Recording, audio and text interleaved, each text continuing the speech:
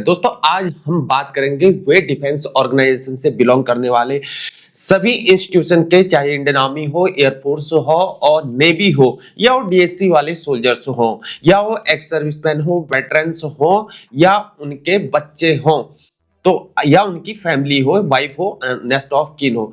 तो आज हम उनको बात करेंगे, या फैमिली पेंशनर हो, यानी कि वो उनकी डेथ हो गई हो, घर आके डेथ हुई हो, या फौज में उनकी डेथ हो गई हो किसी भी कारण से, तो डीजीआर यानी कि डायरेक्टर जनरल रिसेटलमेंट में अपनी आईडी कैसे करें और उसके बेनिफिट को कैसे लें, वे सारे बेनिफिट आज उसके बारे में बात करेंगे। आप अपनी जॉब कैसे सीख कर सकते हैं, अपने जॉब को कैसे आप आइडेंटिफाई कर सकते हैं, कैसे जॉब पा सकते हैं, कैसे जॉब फेयर में जा सकते हैं, क्या क्या रिक्वायरमेंट होती है, और डीजीआर के चाहे वो सफल के हो या पेट्रोल एलपीजी डिस्ट्रीब्यूशन के हो, या तमाम जितने भी बेनिफिट होते हैं डीजीआर या तो कोर्सेज की बात करें तो उनकी भी बात करेंगे। इन सब चीजों को जानने के लिए आज बात करेंगे। आपके लिए स्पेशली वीडियो लेके आया हूं क्योंकि कमेंट बॉक्स में मैं देख रहा था सर डीजीआर के ऊपर वीडियो बनाइए। जय हिंद दोस्तों, मैं हूं हीरा परिहार और आप देख रहे हैं सैनिक एकता। चैनल को सब्सक्राइब करें और वीडियो को ज्यादा से ज्यादा शेयर करें, लाइक करें, कमेंट करें। तो आगे सीधे बात करते हैं, सीधे आपको मेरे कंप्यूटर स्क्रीन में चलते हैं। आपको सबसे पहले गूगल क्रोम में जाना है। मैंने गूगल क्रोम आपने ओपन करना है। यहाँ सिंपल सा आपने डीजीआर लिख देना है, यहाँ पर डीजीआर लिख देना और डीजीआर की साइट सीधे खुल जाएगी। डायरेक्टर जनरल रिसेटलमेंट सबसे टॉप में ऊपर दिख रहा है आपको, इसको क्लिक करना है। क्लिक करने के बाद ये दे रहा है कि online survey for candidate invalidate for military training और मेडिकल ग्राउंड्स। ये आपके लिए नहीं है, ये कैंडिडेट्स के लिए ये सर्वे कर रहे हैं, इनको क्लोज कर देते हैं, दैट्स इट। और उसके बाद आगे बढ़ते हैं, सब ये रजिस्ट्रेशन वाले कॉलम में जाते हैं। वहां जाके आपने लिखना है रजिस्ट्रेशन एज न्यू यूजर, एक ऑप्शन के लिए है और जेसीओ और ओआर के लिए। तो हमने जेसीओ और ओआर में हमने क्लिक करना है। अगर आपने आईडी बना रखी दैट्स गुड, आपने उसमें चले जाना है, लेकिन मैंने नहीं बना रखी। तो सबसे पहले मैंने ऑलरेडी बना रखी लेकिन मैं अपनी आईडी भूल चुका हूं इसमें, ठीक है ना। तो मैं अपना नाम इसमें लिख लेता हूं। अगर मैंने पहले बनाई होगी तो इसमें दे देगा ये, ठीक है ना। ईमेल में डाल देता हूं। ऐसे ही आपने एक जीमेल आईडी बना लेनी है। जीमेल आईडी हर किसी को बनानी आ जाती है आजकल, कोई भी बना लेता है।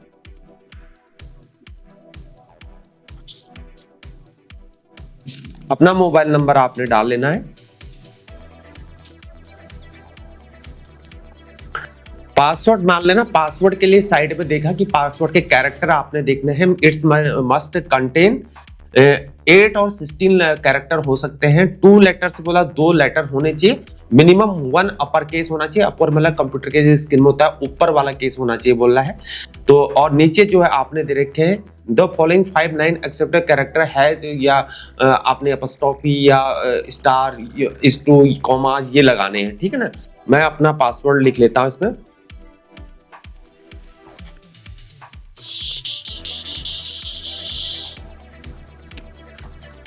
ऐसे ही आपने पासवर्ड डालना है।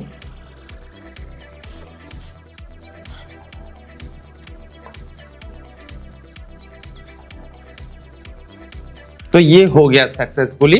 तो मैंने अपना पासवर्ड यहां पर लिख लेना है एक कॉपी में, ताकि आपको हमेशा के लिए याद रहे। एक कॉपी में रख लिया मैंने, ठीक है ना। और उसके बाद चेंज पासवर्ड बोला है, दैट कोई जरूरत नहीं है। आपने माय अकाउंट है, you can fill the application form online internet connection is required to fill the form online. ये इंटरनेट कनेक्शन के लिए बोला है, फॉर्म भरो बोला है, ये कोई जरूरत नहीं है। Application must complete 4 step log for DGR registration number, these are basic info, submit your document, review. और आपने जो है review your application, complete the registration and submit your application, ये बोल रहा है इन चीजों के लिए। तो आपने ये सेलेक्ट की स्कीम में डाल दो बोला। जैसे मैंने मदर डेयरी मिल्क की स्कीम में लेना नहीं चाहता हूं क्योंकि मेरे को जरूरत नहीं है। अगर आप लेना चाहते हो मैं इसके लिए स्पेशली एक वीडियो बनाऊंगा, इसके लिए स्पेशली वीडियो बना के आपको बताऊंगा कि कैसे आपने इसमें अप्लाई करना है सफल के लिए। और हरियाणा में मोस्टली और दिल्ली में ये आउटलेट चलते हैं। एलपीजी कनेक्शन के लिए क्या प्रोसीजर है उसकी भी बात करूंगा, लेकिन इन सब चीज पे बात करने से पहले आपको मेरे नीचे कमेंट्स करना होगा कि मैं आपको ये वीडियो लेके आऊं या नहीं लेकर आऊं, क्योंकि चॉइस पर बात है तभी मैं बनाऊंगा, क्योंकि मेरी मेहनत भी बेकार नहीं जानी चाहिए, क्योंकि बहुत मेहनत लगती है, वीडियो को एडिट करना पड़ता है, ये सब कुछ करने में बहुत मेहनत लगती है, समझाने में मेहनत लगती है। तो आपको समझाने के लिए आपने कमेंट्स में पिन करना है ताकि मैं आपको बता पाऊं और आप उसके वेलफेयर को ले सके, जो कि आपका राइट्स है। बात करेंगे इसमें, ये पार्ट 1 आपको भरने के लिए बोल रहा है, तो मैं इसको भरना नहीं चाहता हूं, कोई जरूरत नहीं है, तो दैट्स इट, आपको नहीं भरने की जरूरत है। लेकिन आपको जॉब असिस्टेंस के लिए, अगर जॉब के लिए अगर आपको बार बार जॉब ढूंढने हैं कि आपको जॉब के रिक्वायरमेंट है और तो जॉब आपको ढूंढे तो कैसे आप अप्लाई कर सकते हैं, फिर भी इसमें बता देता हूं कि पार्ट 1 में आपने सेलेक्ट स्कीम जाना है, मदर डेयरी मिल्क स्कीम में जाना है, OR के लिए भी लागू होता है, JCOs के भी लागू होता है, दोनों इसमें अप्लाई कर सकते हैं। लेकिन कुछ क्राइटेरिया उसमें भी है, उसकी भी बात करेंगे। वेज और फ्रूट शॉप अगर लेना चाहते हैं दिल्ली जैसे एरिया में तो वो भी आप ले सकते हैं। प्रधानमंत्री जन औषधि केंद्र में अपना अप्लाई करना चाहते हैं तो उसको भी अप्लाई करें, क्योंकि उसका प्रोसीजर थोड़ा सा लंबा है, क्योंकि DGR में भी आपको जाना पड़ेगा, भी प्रधानमंत्री के साइट में भी आपको, जन औषधि के साइट में भी आपको उसमें रजिस्ट्रेशन करवाना पड़ेगा, उसी के आधार पर मिलेगा। लेकिन उसकी मैं आपको बता पाऊंगा सारी डिटेल जब आप कमेंट्स में अपने कमेंट्स को पिन करेंगे, कमेंट्स बताएंगे, तो कमेंट्स में आप बताओ, क्वेश्चन करेंगे तो तभी हम आपको बता पाएंगे। सर्विस नंबर लिखा है, सेलेक्ट रैंक, जो आपका रैंक है वो रैंक का आपने भर देना है, जो भी आपका रैंक है, चाहे एयरफोर्स के रैंक हो, आर्मी के हो, नेवी के हो, किसी के भी रैंक हो। First name, middle name, last name भर देना जो आपको भरना है। जैसे कि मेरा नाम है हीरा और लास्ट नेम मेरा परिहार है, तो बीच में मेरा सिंह भी आता है। तो ट्रेड, आपने ट्रेड, जो आपका ट्रेड है, जो भी आपके ट्रेड EME के ट्रेड होते हैं, व्हीकल मैक पे होते हैं या रिकवरी मैक होते हैं, इन्फेंट्री सोल्जर के सिपाही, हवलदार, नायक, लास्ट नायक जो भी होते हैं आपके, और वैसे ही आर्मड के भी होते हैं, और वैसे ही जो है आपके RT के रैंक हो गए। रैंक तो सबके बराबर ही होते हैं लगभग, नेम थोड़ा सा चेंज हो सकते हैं। एयरफोर्स के जैसे सार्जेंट होते हैं, आर्मी में तो सेम होते हैं, लेकिन उसमें क्या कहते हैं, एयरफोर्स में अलग होते हैं और नेवी के अलग होते हैं, उस हिसाब से आप देख सकते हो। जैसे मास्टर वारंट ऑफिसर और ये सब चीजें आप देख सकते हैं। यूनिट आपने भरनी, जो आपने यूनिट लोकेशन से है, फादर नेम भरना है, date of birth, date of enrolment, age on date, date of discharge ये भरना है। आपने कॉन्टैक्ट डिटेल भर देनी है, परमानेंट स्टेट किससे लगते हैं, मोबाइल नंबर, आधार नंबर, टेलीफोन नंबर, क्वालिफिकेशन की अपनी क्वालिफिकेशन डालनी है। जिस समय कैरेक्टर आपका जब आप रिटायर रहते थे, आपकी एग्जाम्पलरी था, गुड था, सेटिस्फैक्ट्री था, अपना कैरेक्टर डिस्चार्ज बुक से प्रॉपर देख के भर लेना है।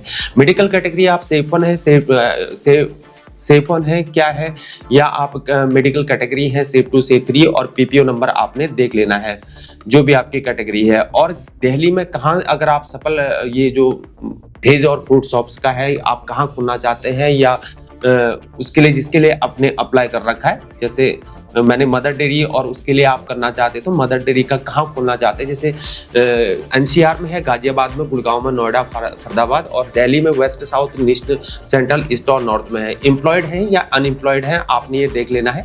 एम्प्लॉयड वाला कर नहीं पाएगा, अनएम्प्लॉयड वाला कर पाएगा, तो आपने इसको देखना। नेक्स्ट अगर आगे जाएंगे तो नेक्स्ट वाले ऑप्शन में भी आप आगे जाएंगे, लेकिन हम इसकी वीडियो बाद में बनाएंगे। लेकिन आज हम सिर्फ बात करेंगे यहाँ पर उसकी बात करेंगे कि आपको जॉब कैसे इसमें ढूंढनी है।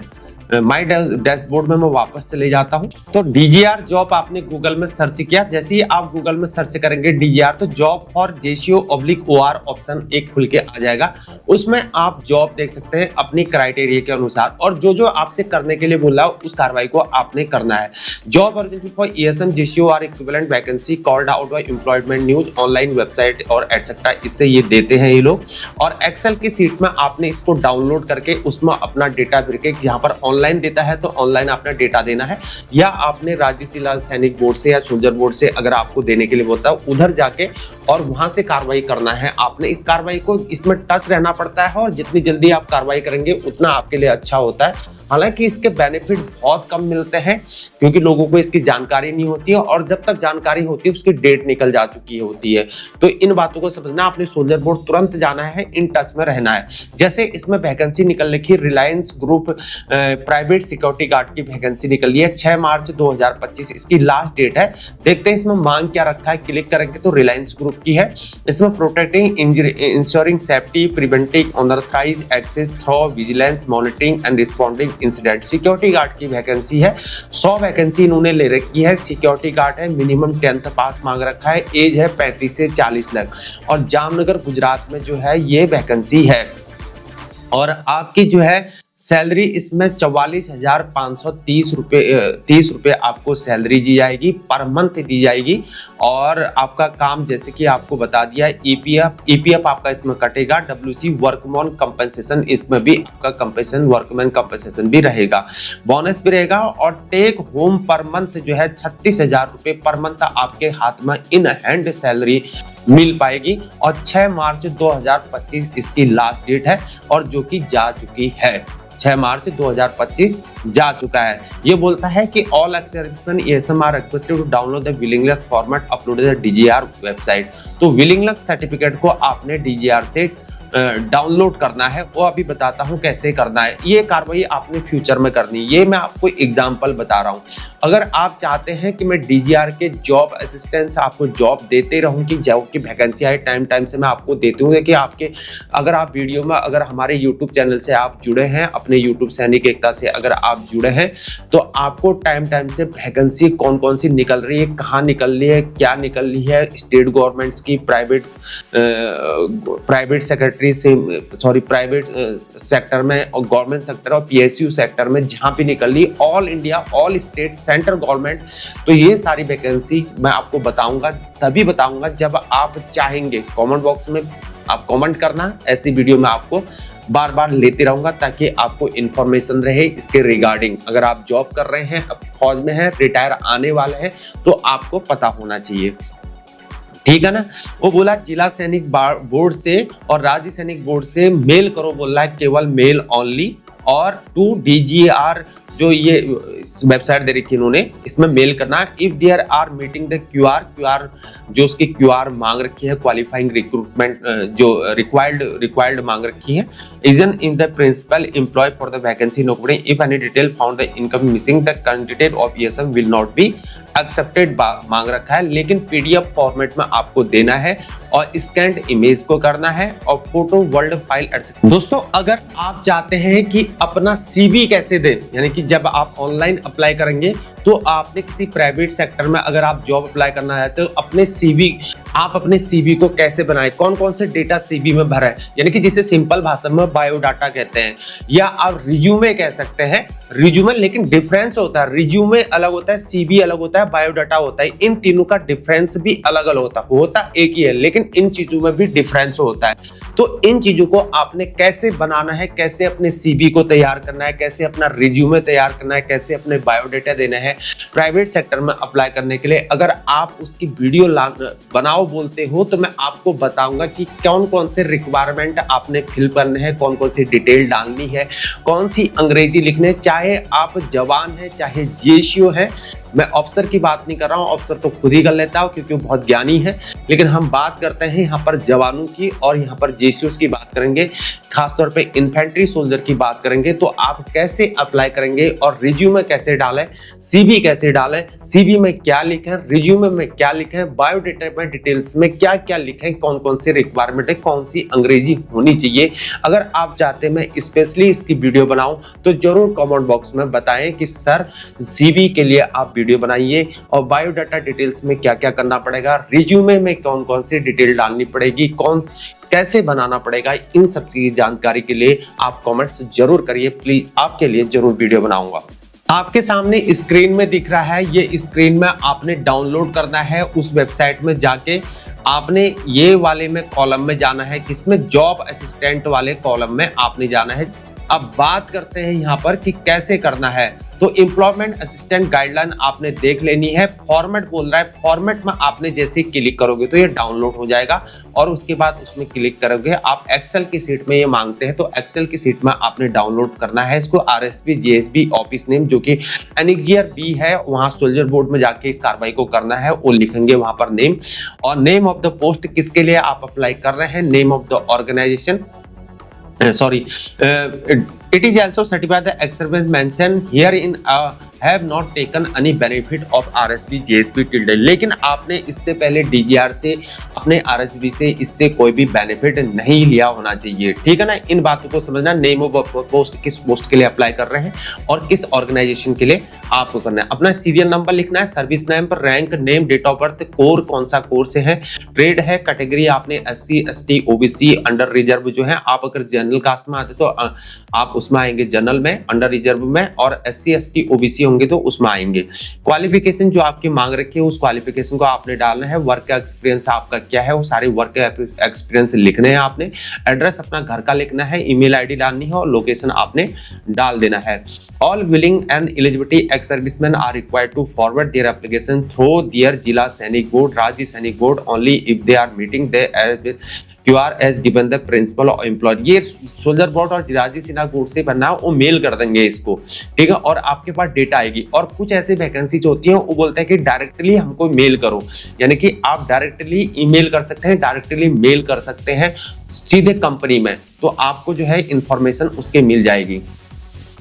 तो ये चीज ओनली तो अब बोल रहा है panel of acceptance is be submitted in MXL only, then PDF format, scanned image, word file, photos of the format will be accepted. तो यही चीज एक्सेप्टेड होंगी। और नंबर दूसरा, इसको DGR को लिंक कर दिया गया है अदर चीजों में, तो उसकी भी जानकारी हम आपको बताएं। इसको हम कैंसिल कर देते हैं क्योंकि आपने इसको देख चुके हैं। और उसके बाद अगर आप ग्रुप ए और ग्रुप बी के लिए अप्लाई करना चाहते हैं तो इसमें एक्स सर्विसमैन का कोई भी कोटा नहीं मिलता है। एक्स सर्विसमैन को ग्रुप ए और ग्रुप बी, और ग्रुप ए जो है PSC स्टेट गवर्नमेंट के अंदर जो है ग्रुप ए और ग्रुप बी जॉब जो है एक्स सर्विसमैन को लागू है और उसमें कोटा है। लेकिन सेंट्रल गवर्नमेंट के अंदर ग्रुप ए और ग्रुप बी ऑथराइज नहीं है एक्स सर्विसमैन को, तो उसमें कोटा नहीं मिलता है। हालांकि जो है SSC के अंदर, CGL के अंदर, इनकम टैक्स अफसर जो है ग्रुप सी के अंतर्गत आते हैं। ये सारे जो ग्रुप सी के अंतर्गत आते हैं वो लिए जाएंगे, बाकी जो ग्रुप बी में होते हैं वो नहीं लिए जाएंगे। तो ये बातों को समझना। बाकी स्टेट गवर्नमेंट जैसे डिप्यूटी कलेक्टर होता है ग्रुप ए में आता है, लेकिन उसमें ex serviceman quota state government में मिलता है। तो जैसे DSP deputy superintendent of police होता है उसमें कोटा मिलता है। एक्स सर्विसमैन का कोटा पैरामिलिट्री फोर्सेस के अंतर्गत है, सहायक कमांडेंट और कमांडेंट उसमें मिलता है, उसमें आप अप्लाई कर सकते हैं। अगर आप किसी कोर्सेज से आपने by the way infantry soldier हैं और आपने पर्सनली सेक्शन कमांडर कोर्स कर रखा है तो दिल्ली पुलिस के अंतर्गत या पैरामिलिट्री फोर्सेस के अंतर्गत एक्स्ट्रा वैकेंसी आती है जिसमें आप डायरेक्टली अप्लाई कर सकते हैं। उसमें आपको रिजर्वेशन अलग से एक कोटा होता है, स्पेशल वैकेंसी फोर्सेस या स्पेशल फोर्सेस के अंदर उसमें लिया जाता है। जैसे सेक्शन कमांडर कोर्स आपने कर रखा है तो आपको लिया जाएगा, या कमांडो कोर्स कर रखा है, पैरा इन्फेंट्री से बिलोंग करते हैं, या आप इन्फेंट्री सोल्जर हैं फिर भी आपने पैरा कमांडो कोर्स कर रखा है, या जलपाईगुड़ी में आपने जो कोर्स कर रखा है तो वो भी उसमें इंक्लूड होगा। तो आप इसमें उसमें भी जंगल वॉरफेयर कोर्स जो होता है वो भी उसमें इंक्लूड होता है, तो उसमें भी आप अप्लाई कर सकते हैं।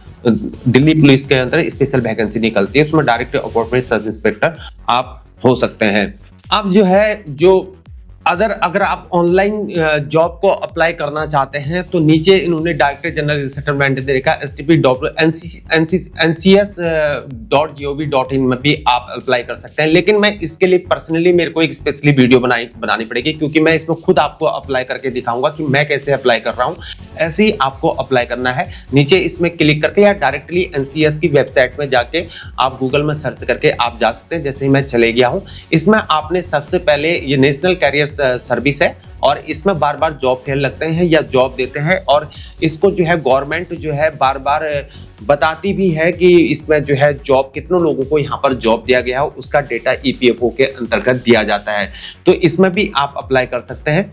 Click you are looking for jobs, click you are searching for job seekers. अगर जॉब सीकर्स हैं तो कैसे हैं, तो जैसे इन्होंने डेटा डाला, सबसे पहले आपको इसमें अपनी ID बनानी है, और जॉब फॉर डिफरेंटली एबल्ड हैं अगर आप डिसेबल्ड हैं, और ex serviceman jobs for ex serviceman यानी कि एक्स सर्विसमैन के लिए अलग से इसमें दिया गया है। Government jobs for woman, work from home, full time, internship, apprenticeship, इसमें आप डाल सकते हैं अपनी स्टेट के अकॉर्डिंग, डिस्ट्रिक्ट के अकॉर्डिंग, या ऑल इंडिया लेवल पर कहीं पर भी डाल सकते हैं। लेकिन उससे पहले जो है इसमें आपको अपनी ID बनानी पड़ेगी। उसके लिए स्पेशली वीडियो बनाऊंगा, लेकिन तभी बनाऊंगा जब आप कॉमेंट्स में पिन करेंगे, कॉमेंट्स में पूछेंगे तभी बनाऊंगा, क्योंकि टाइम भी वेस्ट हो जाता है।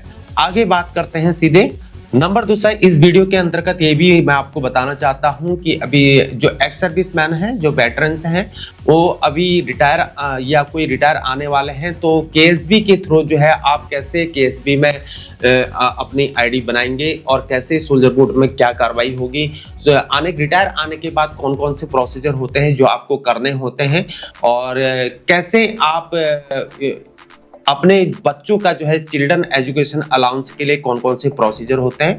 और नंबर दूसरा, चिल्ड्रन एजुकेशन अलाउंस का मैं कई बार देखता हूं कि जवानों का चिल्ड्रन एजुकेशन अलाउंस आ नहीं पाता है, चाहे वो जेसी हो चाहे जवान है, क्योंकि कई उनके केएसबी के साइड से उसको रिजेक्ट कर दिया जाता है।